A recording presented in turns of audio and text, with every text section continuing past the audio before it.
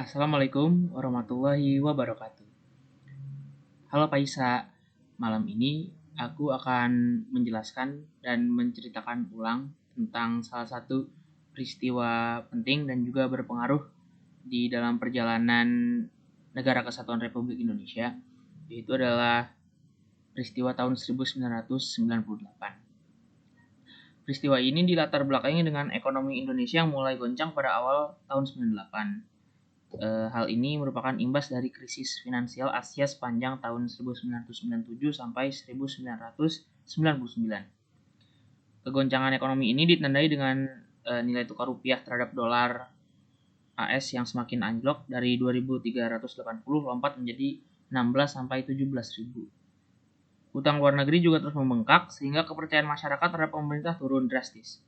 Bantuan dari IMF yang digadang-gadang dapat membantu menurunkan angka inflasi, ternyata malah memperparah keadaan Indonesia. Bank pun kewalahan melayani nasabah yang mengambil dana secara besar-besaran. Lalu muncullah peristiwa 98 ini sebagai dampak dari krisis moneter yang terjadi pada tanggal 13 Mei sampai 15 Mei 1998. Kerusuhan ini terjadi di kota-kota besar di Indonesia, khususnya di ibu kota Jakarta. Pada kerusuhan ini, banyak sekali toko dan perusahaan yang dihancurkan dan diamuk oleh massa, terutama milik warga Tionghoa. Konsentrasi kerusuhan terjadi di seluruh kota-kota besar di Indonesia seperti Jakarta, Medan, Surakarta, dan yang lain-lain. Kemudian juga terjadi penjarahan, pembakaran, dan segala sesuatu yang bersifat anarkis lainnya. Sebagai salah satu imbas peristiwa ini, militer pun turun tangan untuk menangani hal ini, namun malah memperparah keadaan. Namun, ada daerah lain di Indonesia yang justru menerapkan hal lain, yaitu di Yogyakarta. Aksi demo menuntut reformasi ini dilakukan secara damai, bahkan mungkin satu-satunya daerah di Indonesia yang tidak terjadi kerusuhan pada tahun 1998.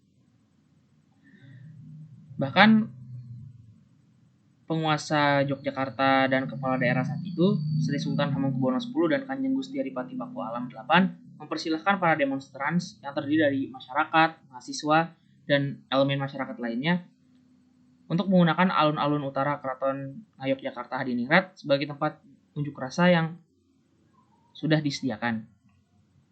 Yang lebih mengejutkan lagi, pada puncak acara, Sultan Hamengkubuwono bersama Adipati Paku Alam mengeluarkan maklumat yang berisi mendukung gerakan reformasi Indonesia secara damai. Kemudian salah satu babak penting dalam peristiwa ini adalah tragedi Trisakti.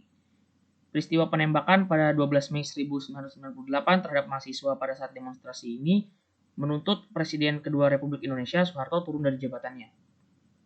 Kejadian ini menewaskan 4 mahasiswa Universitas Trisakti, yaitu adalah Elang Mulia Lesmana, Heri Hertanto, Hafidin Royan, dan Hendriawan Si.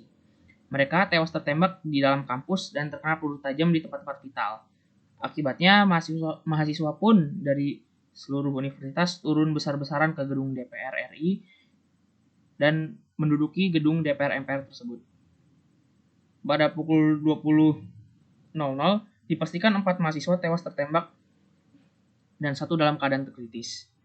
Meskipun pihak aparat telah membantah menggunakan senjata tajam, hasil otopsi menunjukkan kematian disebabkan oleh peluru tajam. Hasil sementara diprediksi peluru tersebut adalah hasil pasukan dari tanah peluru tajam lainnya.